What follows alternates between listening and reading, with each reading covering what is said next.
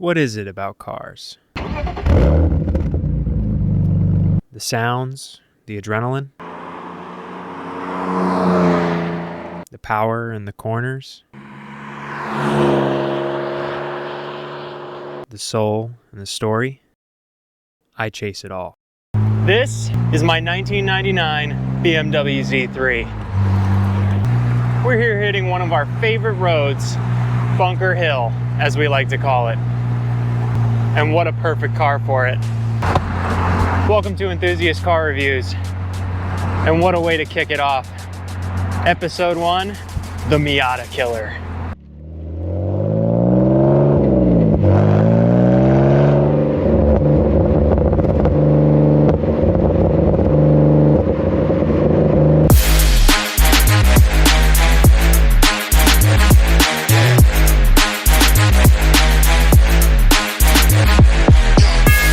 This particular model is the 2.3. It has a 2.5 liter inline 6, and all it does is sing.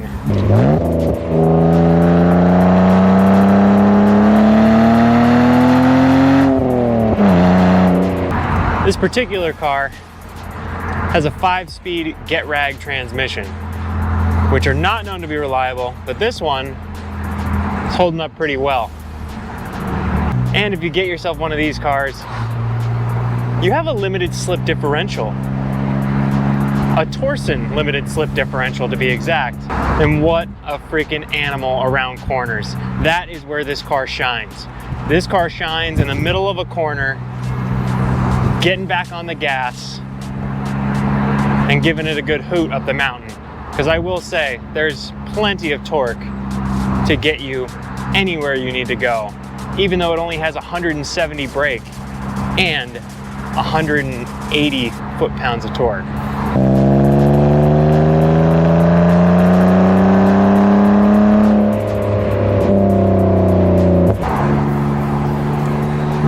The way that this car makes you feel, there's nothing like it. I honestly can't deny that. It feels so good to be open to the world in a drop top, but also listening to that pure inline 6 sound. It's just such a smooth engine that it makes for the perfect balance between power and weight, which it weighs in at 2,900 pounds. So that's plenty of power.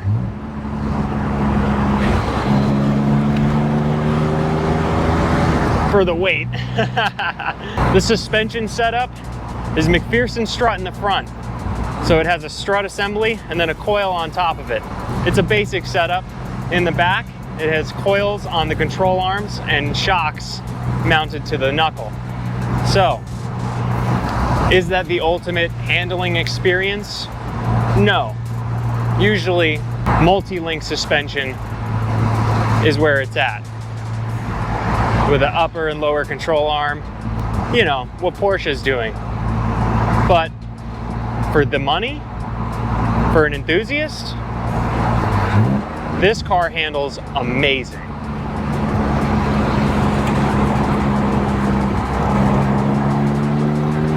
Oh, yeah, it really does. And these new wheels and tires, they just top it right off. These Falcons are nice and sticky, and these wheels, they look pretty good. I can't say I lost any weight, but what I gained in tire performance almost makes it not matter, especially for the lightness of this car. Oh my God.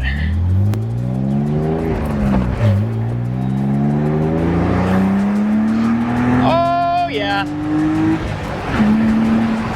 All the way to 6,500 RPM. What a blast. Oh.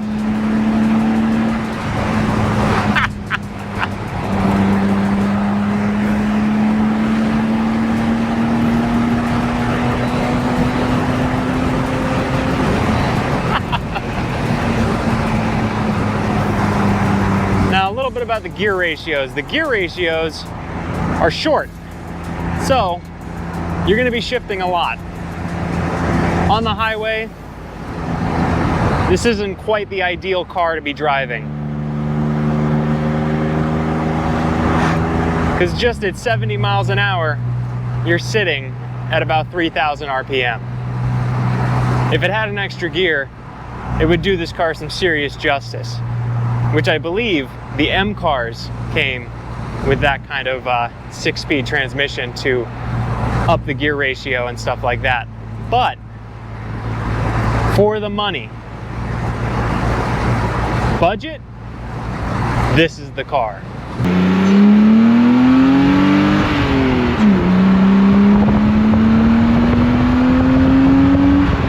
May not be practical. You got a little bit of trunk space, but you're not buying this car for practicality. You're buying this car because you want to drive. And that's exactly what these reviews are about. Budget-friendly cars that you can drive. Really drive. I will say that this car has a prowess when it comes to going uphill.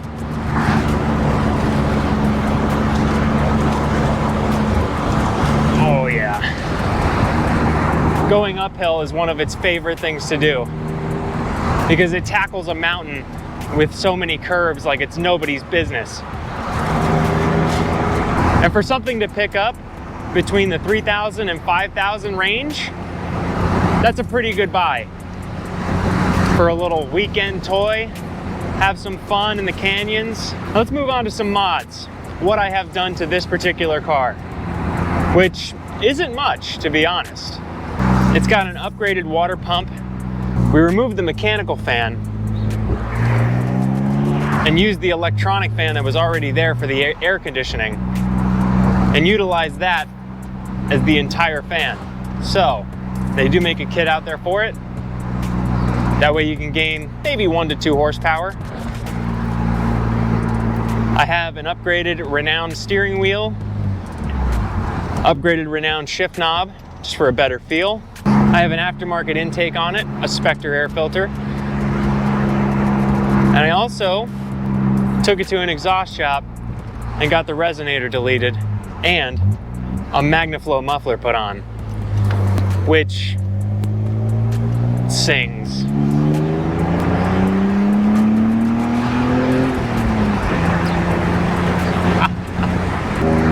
And then of course, these MSWs wrapped in Falcon tires. And I can't lie, to upgrade this car, that's all it takes if you just want to have a good weekend warrior. If you want to go further like me, there's an individual throttle body kit or a supercharger kit available to you. But I personally already have boosted cars, so I think in the future this car is going to get individual throttle bodies for extra intake noise. And this engine being the 2.5 liter, it has more metal around the cylinder walls, so it adds to a bit more reliability than its 3-liter brother, which has more power. But this will probably take me to 250,000 miles plus, and it's only sitting at 87,000 right now. So this is definitely spec'd at one of the higher priced Z3s on the market right now. Now the story behind this car is actually quite an interesting one. It's one that I'm quite fond of. It was one of those meant to be stories. Back in, I don't know, 2019 maybe, 2020, I had a Porsche Cayenne, a 2004 model. So it was a Mark I, and I was going to tech school at the time in order to learn more about cars and become a technician one day. And I think it was maybe my 3rd or 4th weekend going to tech school, which is about a 2.5-hour drive. And my Porsche Cayenne was not looking pretty. Cylinder 6 decided to grenade itself. There were some signs of detonation and probably cylinder scoring, like those have common problems with cylinder scoring, so it was its time. It was about 200,000 miles on a Porsche Cayenne. So at that time I needed a car, as you could tell. because I was in school. I didn't have time to put an engine into a V8 Cayenne, which is a big boy. I didn't have the equipment, and I didn't have the means or knowledge to do that. So I began scouring the internet for cars to trade in that Porsche for, and I came up with 3 options. One was a BMW 328i X-Drive, automatic coupe, and it had 100,000 miles on it. Number 2 was an Audi Allroad, an early model. I believe they call it the C6 was the chassis. It was a 6-speed manual, and it had 60,000 miles on it. And then this car. I called the first 2 dealers with the other 2 options, and they both said they sold that day. I called this dealer. They were like, yeah, we'll have it outside for you. We'll pull it up front for you to look at. And at the time, I was working at a Fred Beans Ford. This was at a Fred Beans Ford. So ultimately, I got a discount, and I had my trade-in, which allowed me to buy this car for $5,000, which is exactly what I needed at the time. It was definitely not the most practical choice. It doesn't have a lot of room. It's a 2-seater. And I definitely didn't want to be driving this to school every day, destroying it. But this was my only option. And I'm not gonna lie, I'm so happy it turned out that way. Because the other 2 cars would have never gave me this feeling. Even though the other one is a BMW, this particular BMW is one to talk about. Lightweight, quick enough, loves corners. And I think for the money, it's more of a buy than a Miata. Rust issues on this were next to none compared to a Mark I Miata. You get more power, 2 more cylinders, and the same exact feeling is going around corners that a Miata would give you, but maybe even better. So I will say that controversial statement that this car is the car to buy over a Miata.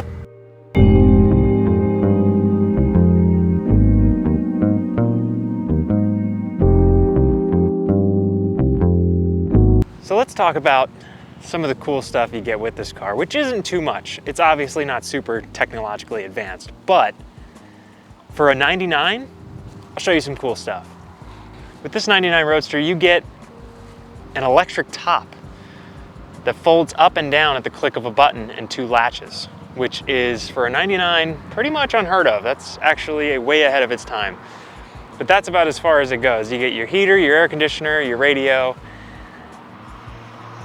a driver's seat and a passenger seat, and you get the road, because that is what is important in this Roadster. You get a tack speedo, fuel gauge, temp gauge. That's it.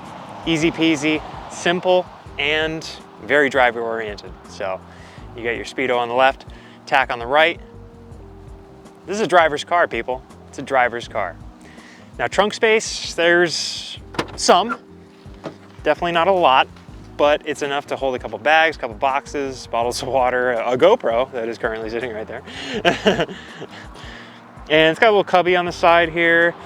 There's not really much to it, but it's enough to get you and your groceries home. Not that that's what you're after, but this is, you know, a Roadster, so take your daily. So a little bit more on the interior, you get some leather seats, which are like leopard, I guess. Some leather door cards, plastic with some leather, of course. Your windows are by the shifter, and you get these cool little plastic Roadster sills here. which it's a neat little touch. Nothing too fancy. You get a couple of cubbies in the backside, which is not very usable, but has a lot of space. Now let's move on to the engine. I'll show you under the hood. This hood is gigantic, and I think this is one of the coolest parts about this car, is that it basically looks like the whole front end lifts up. Because it does. That is a massive hood. Now BMW had to take this 2.5 liter inline six and cram it into this small chassis. So they had to push the engine back a bunch, as close to the firewall as they can get it, which means that most of this engine is sitting behind the strut towers. You got about 2 cylinders in front of the strut towers, and that's about it. And the way most BMW's engines are mounted is at a slant to the left, if you're looking at it from this way. Which is a cool little interesting feature, especially if you wanted to know how to get to the valve cover and the head. It's all on this side. Which, maintenance and repairs, it makes it not too bad, honestly. I mean, you could do spark plugs and valve covers on this, no problem. There's plenty of room in here to do stuff. The only thing that you'll probably have an issue with is doing headers or anything on the left side of the engine that's down there. So, O2 sensors are probably gonna be a problem. Exhaust manifold is gonna be a problem. A couple AC lines that are sitting in there are definitely gonna be a problem, but that's not much. Everything else is located on the right side of the engine. The intake manifold, all your air tubes, coolant hoses, any of your accessories are all mounted on the front of the engine too, which makes it a little bit easier to access, especially since the water pump is serpentine belt driven. So doing a water pump service is super simple. Any coolant issues you might have, radiators right here, you got plenty of room to stick your hand down in here, no problem. Oh God, that's hot. I knew I was just trying to not touch it, but you know, shit happens. And with it being a smaller car, the suspension and stuff is a little bit easier to deal with as opposed to a truck, SUV. It's a lot smaller parts, brakes, calipers, yada yada. Everything underneath the car is quite simple to access, and it's much smaller, so beating it off is gonna take less time when you're working on your project, if you decide to pick one of these up. Now, I have seen these go for 250,000 miles maybe. I've seen high mileage ones all over Marketplace, and I think you could pick one of these up and have yourself a fun track toy, weekend getaway, whatever you want, because this car can handle it.